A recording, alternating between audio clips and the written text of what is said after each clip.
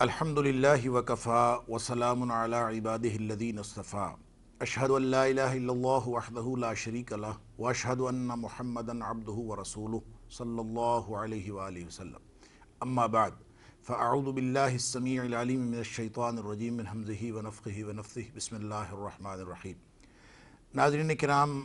آج کا پروگرام حضرت موسیٰ علیہ السلام سے متعلق ہے، لیکن حضرت موسیٰ علیہ السلام کے ساتھ ان کے بھائی حضرت ہارون علیہ السلام کا تذکرہ اور دیگر واقعات جو حضرت موسیٰ علیہ السلام کی حیات سے متعلق ہیں وہ بھی آج کے پروگرام کا حصہ ہوں گے۔ لیکن چونکہ حضرت موسیٰ علیہ السلام کا قصہ زیادہ طویل ہے، بلکہ قرآن پاک میں انبیاء کرام کے بیان شدہ قصوں میں سے، کہانیوں میں سے سب سے طویل کہانی، یا یوں کہہ لیجئے کہ سب سے زیادہ تذکرہ حضرت موسیٰ علیہ السلام کا ہوا ہے۔ اس کی وجہ یہ ہے کہ حضرت موسیٰ علیہ السلام کے حالات اور آپ کی قوم کے حالات رسول اللہ صلی اللہ علیہ وآلہ وسلم اور آپ کی امت اور آپ کے صحابہ کی زندگی سے بہت زیادہ مطابقت رکھتے تھے۔ اس وجہ سے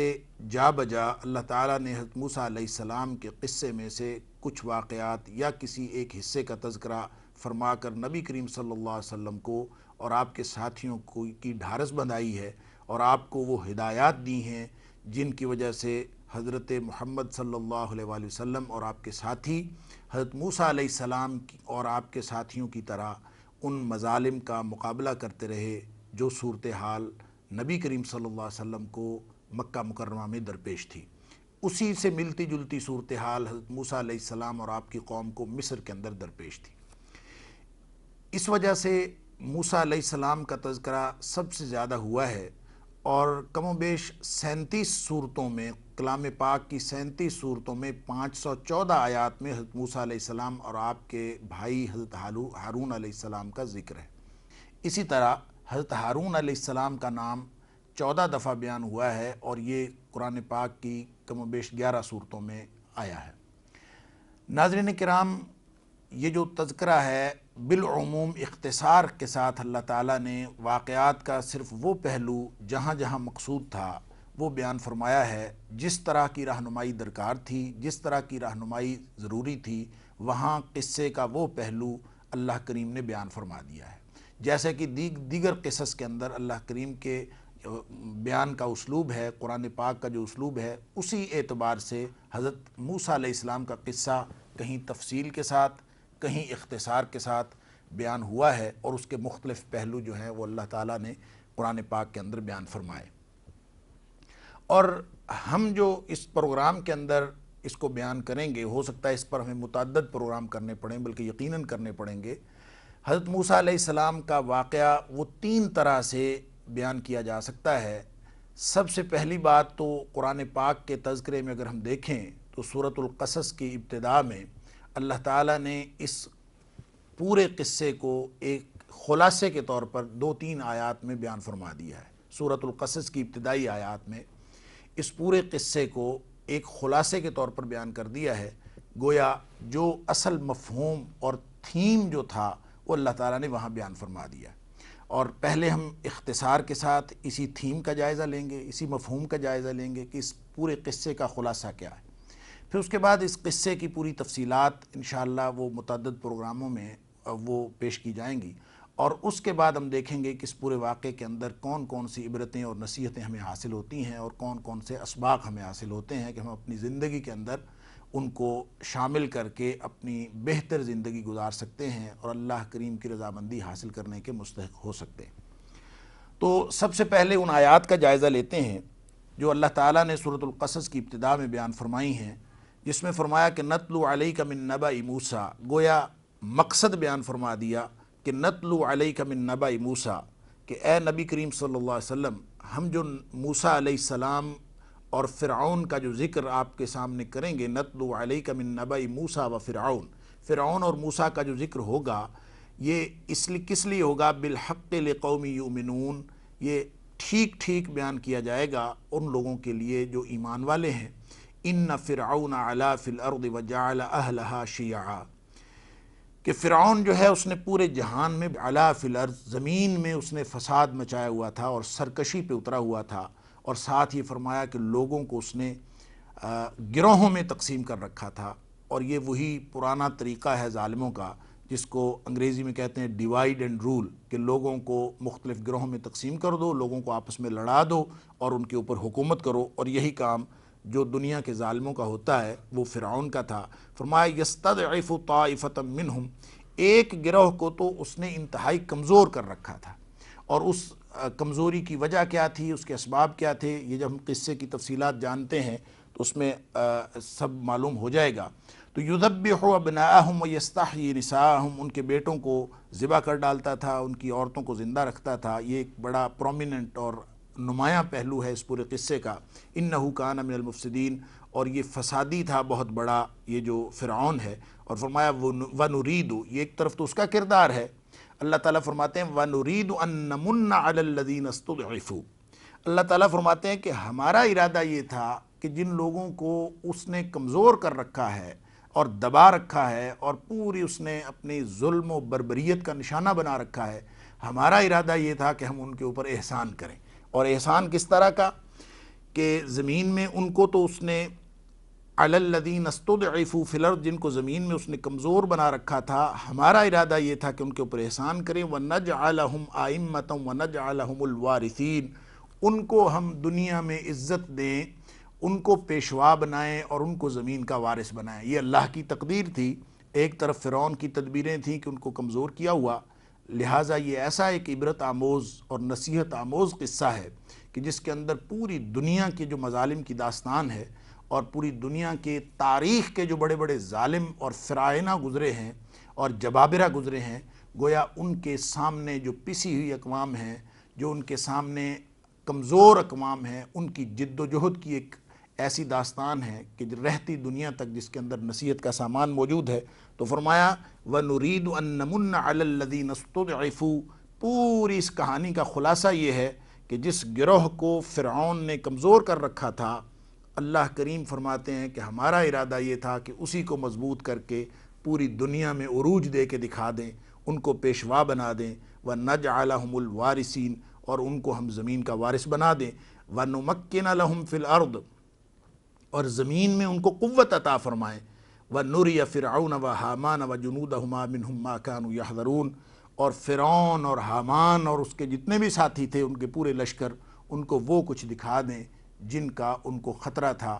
کیا خطرہ ہوتا ہے ظالموں کو؟ ناظرین کرام، دنیا کے ہر فرعون کو، دنیا کے ہر جابر کو اور دنیا کے ہر ظالم کو یہی خطرہ ہوتا ہے کہ اس کی بادشاہت، اس کا اقتدار کہیں چلا نہ جائے، اس کی سلطنت ختم نہ ہو جائے۔ یہی خطرہ فرعون کو تھا، اور اللہ کریم نے ان ابتدائی آیات کے اندر وہ پوری گویا ایک کہانی کا خلاصہ بیان فرما دیا ہے کہ ایک فرعون تھا، اس نے ایک قوم کو دبایا تھا، ظلم کی داستان ہے، بربریت کی داستان ہے، اور جس گروہ کو کمزور کر رکھا تھا، اللہ کا ارادہ ہوا اور اللہ کی تقدیر یہ ہوئی کہ اس کو بلند کیا جائے اور زمین کا وارث بنایا جائے، اور اللہ تعالیٰ نے جو چاہا وہ کر کے دکھا دیا۔ بعد میں قرآن پاک میں مختلف مقامات پر ذکر ہے کہ جو اللہ تعالیٰ نے ارادہ فرمایا تھا، اللہ تعالیٰ نے وہ کر کے دکھا دیا۔ ظاہر ہے دنیا کے جتنے بڑے لوگ بھی مل جائیں، وہ سب مل کے اللہ کی تقدیر کا مقابلہ نہیں کر سکتے۔ وَمَكَرُوا وَمَكَرَ اللَّهُ، وہ بھی ایک تدبیر کرتے ہیں، ایک تدبیر اللہ کرتا ہے، وَاللَّهُ خَيْرُ الْمَاكِرِينَ، اور اللہ کی تدبیر ہمیشہ کامیاب رہتی ہے۔ یہ ہے ناظرین کرام اس پورے قصے کا خلاصہ، جو ہم آئندہ متعدد پروگراموں میں انشاءاللہ اس کا جائزہ لیں گے۔ اس کی ابتدا اس طرح سے ہوتی ہے کہ یہ جو فرعون ہیں یہ کون ہیں اور مصر کے اندر ان کی حیثیت کیا تھی؟ ناظرین کرام، فرعون کسی شخصیت کا نام نہیں، فرعون حقیقت میں مصر کے بادشاہوں کا لقب تھا۔ کہتے ہیں کہ 3000 سال قبل مسیح سے لے کر سکندر مقدونی تک، جو الیگزینڈر دا گریٹ جس کو کہا جاتا ہے، 4 صدی عیسوی قبل مسیح میں جو آیا ہے، اس وقت تک یہ ان کا خاندان، فراعنہ کا خاندان جو ہے، یہ ایک پوری چین ہے، یہ مصر کے اوپر حکمران رہے ہیں۔ اور اس دوران گویا 3000 سال قبل مسیح سے لے کر 4 صدی قبل مسیح تک، یہ تقریباً کوئی 2600 سال بنتے ہیں۔ اس دوران ان کے کوئی 37 خاندان چھوٹے بڑے وہ فراعنہ مصر کے اوپر حکمران رہے۔ حضرت موسیٰ علیہ السلام کا جس فرعون کے ساتھ واسطہ پڑا ہے، کہتے ہیں کہ یہ 19واں خاندان تھا اس چین کا، اس سلسلے کا، فرعونہ کے سلسلے کا، جس کا واسطہ حضرت موسیٰ علیہ السلام سے پڑا۔ اور اس میں مختلف اقوال ہیں کہ اس فرعون کا نام کیا تھا جو حضرت موسیٰ علیہ السلام کے مقابلے میں آیا، یا جس کا مقابلہ، جس کے ظلم و بربریت کا مقابلہ حضرت موسیٰ علیہ السلام کو کرنا پڑا، اس کا نام کیا تھا۔ اس سلسلے میں مختلف روایات ہیں۔ مشہور روایت یہ ہے کہ رامسیس دوم، رامسیس ثانی جو تھا وہ فرعون تھا جو حضرت موسیٰ علیہ السلام کا فرعون تھا۔ اس سلسلے میں بھی مختلف روایات ہیں، اور مورخین نے اور سیرت نگاروں نے انہوں نے اس فرعون کے اس نام پر بھی بحث کی ہے کہ یہ رامسیس ثانی جو تھا حضرت موسیٰ علیہ السلام کے دور میں بہت بوڑھا ہو گیا تھا، اور حقیقت میں جو اس کا بیٹا تھا جس کا نام منفتح، اور کہتے ہیں جدید تحقیقات کے مطابق یہی بات درست ترین محسوس ہوتی ہے کہ رامسیس دوم کا بیٹا جس کا نام منفتح تھا، یہ حضرت موسیٰ علیہ السلام کے مقابلے میں آیا، اور حضرت موسیٰ علیہ السلام نے بحیثیت پیغمبر جس فرعون کو دربار میں جا کے دعوت دی حضرت ہارون علیہ السلام کی معیت میں، وہ یہی منفتح رامسیس دوم کا بیٹا تھا۔ لیکن بعض لوگوں نے یہ کہا ہے، بعض مورخین نے یہ کہا ہے کہ جو شخص بچوں کو قتل کرواتا تھا اور جس نے حضرت موسیٰ علیہ السلام کی اس دنیا میں آمد کو روکا تھا، وہ رامسیس دوم خود تھا، اور اس نے اپنی زندگی میں ہی اپنے بیٹے منفتح کو وہاں کا فرعون یعنی وہاں کا بادشاہ مقرر کر دیا تھا، اور بعد ازاں جو مقابلہ ہوا وہ منفتح کے ساتھ ہوا، اور جس شخص کو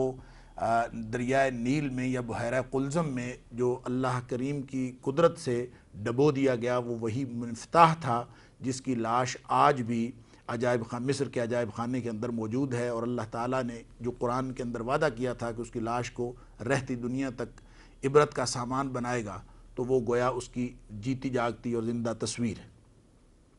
ناظرین کرام، یہ فرعون جو جس کا نام رامسیس مشہور روایات کے مطابق تھا، اس نے کس لیے بچوں کو قتل کروانا شروع کیا؟ اس کی کہانی یہ ہے کہ کہا یہ جاتا ہے کہ حضرت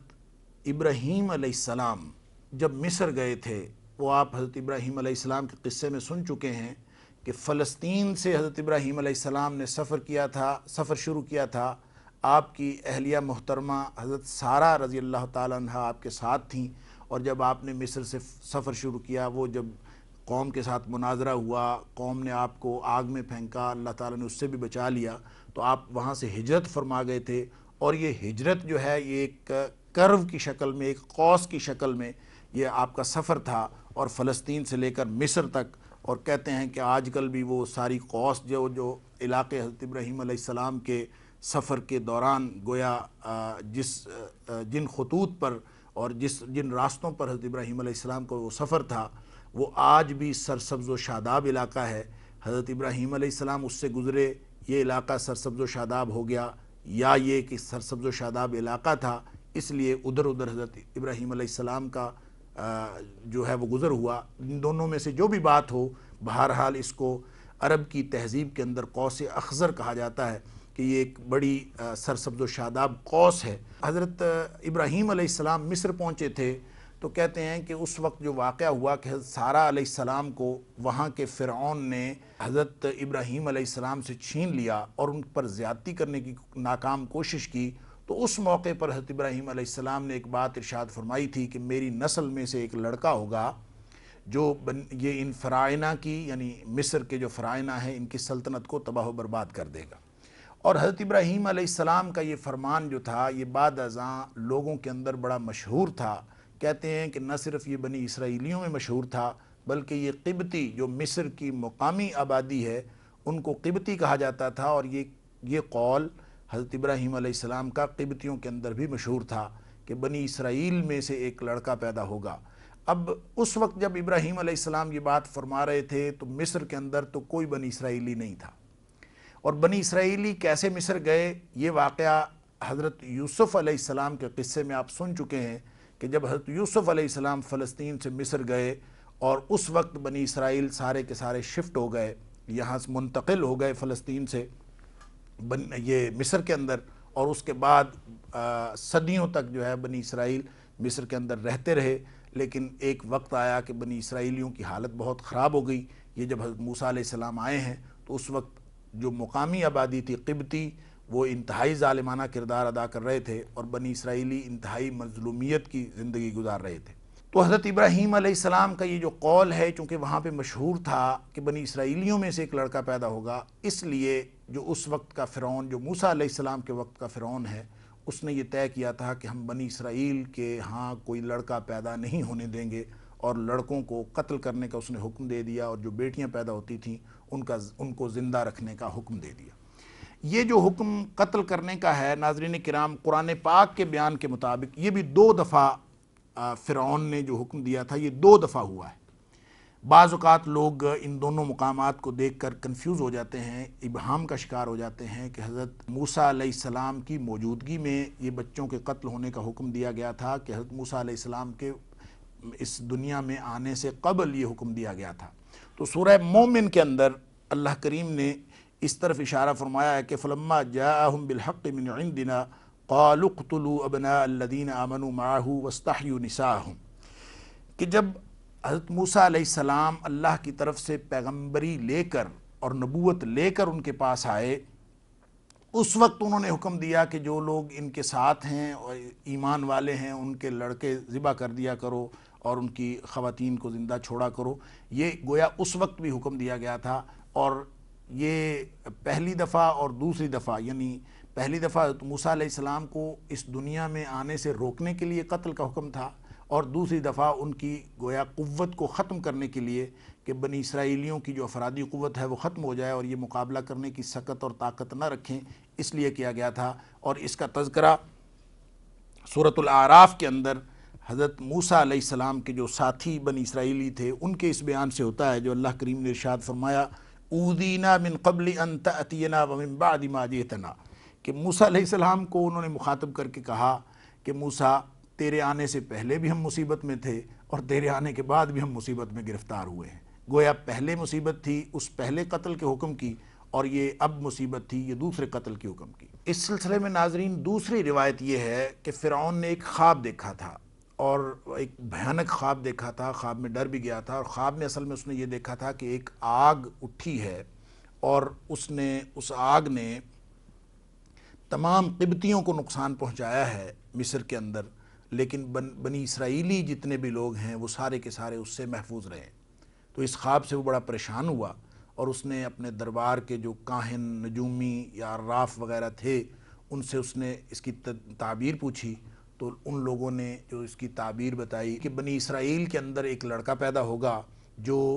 فرعونیوں کی اس سلطنت کو تباہ و برباد کر کے رکھ دے گا۔ اس لیے اس نے یہ حکم دے دیا کہ آئندہ ہم بنی اسرائیل میں کوئی لڑکا پیدا نہیں ہونے دیں گے، اور اس نے یہ حکم دیا اور اس کے لیے دایائیں مقرر کر دیں، اور مختلف افراد جو ہیں ان کی ڈیوٹی لگا دی کہ کسی بھی گھر میں اگر کوئی بچہ پیدا ہونے والا ہوتا تھا، امید لگتی تھی، تو وہ دایائیں اور اس کے کارندے جو ہیں اس گھر کا خاص خیال رکھتے تھے، اور جو ہی بچے کی پیدائش ہوتی تھی اس کا پتہ کر لیا جاتا، اگر تو وہ لڑکا ہوتا تو اس کو فوراً قتل کر دیا جاتا، اور اگر وہ کوئی لڑکی ہوتی تو اس کو زندہ چھوڑ دیا جاتا۔ یہ ایک بہت بڑی مصیبت تھی اور انتہائی اذیت ناک مرحلہ تھا، اور بنی اسرائیلی دیگر مظالم کے ساتھ ساتھ یہ ظلم و بربریت بھی برداشت کر رہے تھے۔ اسی دوران کہتے ہیں کہ قبطیوں نے مشورہ دیا کہ بہت عرصہ ہو گیا ہے ہم ان کے لڑکے قتل کر رہے ہیں اور ان کی لڑکیوں کو زندہ چھوڑ رہے ہیں، اور آہستہ آہستہ یہ ہوگا کہ ان کی افرادی قوت ختم ہو رہی ہے بنی اسرائیل کی، تو بنی اسرائیل کی قوم کی جب افرادی قوت ختم ہو جائے گی تو قبطی یا مصریوں کی جو مقامی آبادی ہے جو بنی اسرائیل کی قوم سے خدمت لیتی تھی، تو ان کو یہ ڈر پیدا ہو گیا کہ ہم اگر اسی طرح قتل کرتے رہیں گے تو آئندہ ہماری خدمتگار جو ہیں وہ کم ہو جائیں گے، اور ہم خدمت کس سے لیا کریں گے۔ لہٰذا انہوں نے فرعون کو یہ مشورہ دیا کہ ہم یہ قتل بند کر دیں۔ اس پر فرعون نے یہ دوسرا حکم جاری کر دیا، اس میں امینڈمنٹ کر دی کہ یوں کیا جائے کہ 1 سال بچے قتل کیے جائیں اور 1 سال کے بچے جو ہیں وہ زندہ چھوڑ دیے جائیں۔ کہتے ہیں کہ حضرت ہارون علیہ السلام کی پیدائش اس سال میں ہوئی جس سال بچوں کو زندہ چھوڑا جاتا تھا۔ یوں حضرت ہارون علیہ السلام ایک لڑکا پیدا ہو گیا جس نے قبطیوں کی اس سلطنت اور اس فرعونیوں کی اس سلطنت کو تباہ کرنے میں معاون اور وزیر بننا تھا۔ وہ تو پیدا ہو گیا اس سال میں جس سال بچے زندہ چھوڑے جاتے تھے۔ لیکن حضرت موسیٰ علیہ السلام کی پیدائش، جو حقیقت میں وہ لڑکا تھا جس نے فرعونیوں کی اس سلطنت کو تباہ و برباد کرنا تھا، وہ اس سال ان کی پیدائش ہوئی جس سال بنی اسرائیلیوں کے بچوں کو قتل کرنے کا حکم تھا۔ اس کے لیے اللہ تعالیٰ نے ایک خاص اہتمام فرمایا، اور وہ یہ کہ جب حضرت موسیٰ علیہ السلام کی والدہ کو بچے کی پیدائش کی امید لگی تو شروع سے ہی انہوں نے اس کی حفاظت کا خاص اہتمام کیا، اور اللہ کی طرف سے اس پریگننسی اور حمل کے ظاہری وہ آثار بھی نمایاں نہیں ہوئے کہ کسی شخص کو یا اڑوس پڑوس میں کسی کو یہ پتہ چل سکے کہ اس گھر میں بچے کی پیدائش جو ہے اس کی توقع ہے۔ اس لیے اللہ تعالیٰ نے اس کو چونکہ محفوظ رکھنا تھا تو ابتدا سے ہی وہ آثار اور وہ جو نمایاں تھے وہ سارے کے سارے اسباب اللہ تعالیٰ نے پیدا فرما دیے تھے۔ یوں اس حمل کی کسی کو کان و کان خبر نہ ہوئی، اور جب بچہ پیدا ہوا تو اللہ تعالیٰ نے حضرت موسیٰ علیہ السلام کی والدہ کے ذہن میں یہ بات ڈال دی کہ چونکہ یہ خطرہ تھا، موسیٰ علیہ السلام کی والدہ کو بہت ڈر محسوس ہوا کہ کسی کو پتہ چل جائے گا تو کیا بنے گا، تو حضرت موسیٰ علیہ السلام کی والدہ گھر میں ہی ان کو دودھ وغیرہ پلاتی رہیں، لیکن جب بھی کوئی خطرہ محسوس ہوتا تھا تو اللہ کی طرف سے یہ تدبیر ان کو بتا دی گئی کہ انہوں نے ایک صندوق بنا لیا، اور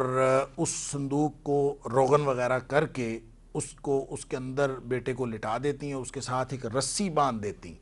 اور چونکہ حضرت موسیٰ علیہ السلام کے والدہ کا گھر جو تھا، آپ کے جو والد کا گھر تھا،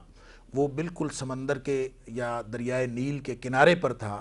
اس لیے وہ اس صندوق میں ان کو ڈال کر رسی چھوڑ دیتی، ایک طرف سے پکڑے رکھتی، اور وہ صندوق جو تھا وہ دریا میں چلا جاتا، لیکن جو ہی خطرہ ٹل جاتا تو یہ رسی کھینچ کر پھر اپنے بچے کو اپنے پاس لے لیتی۔ تو چند دن یہ سلسلہ، مورخین کے مطابق یہ چند دن یہ سلسلہ رہا، لیکن اس کے بعد ایک دن جب آپ کو خطرہ محسوس ہوا، آپ کی والدہ کو، حضرت موسیٰ علیہ السلام کی والدہ کو خطرہ محسوس ہوا کہ کہیں فرعون کے ہرکارے جو ہیں وہ پتہ نہ لگا لیں، تو آپ نے اس میں صندوق میں ڈالا حسب معمول، اور اس دن جو ہے وہ رسی پکڑنا بھول گئیں، اور وہ رسی چھوٹ گئی، اور یہ صندوق جو تھا یہ تیرتا ہوا فرعون کے محل میں چلا گیا۔ ناظرین کرام، یہ ہے وہ پس منظر جس میں حضرت موسیٰ علیہ السلام کی پیدائش کے بعد اللہ تعالیٰ نے حفاظت فرمائی، اور اب دریا میں وہ تابوت جو ہے وہ تیرتا ہوا فرعون کے محل میں پہنچ گیا ہے، اور اس کے بعد کی جو صورتحال ہے انشاءاللہ ہم اگلے پروگرام میں اس کا جائزہ لیں گے۔ اب پروگرام کا وقت ختم ہوا چاہتا ہے، اجازت دیجیے، اللہ حافظ، السلام علیکم ورحمۃ اللہ وبرکاتہ۔ یا اللہ یا اللہ یا اللہ یا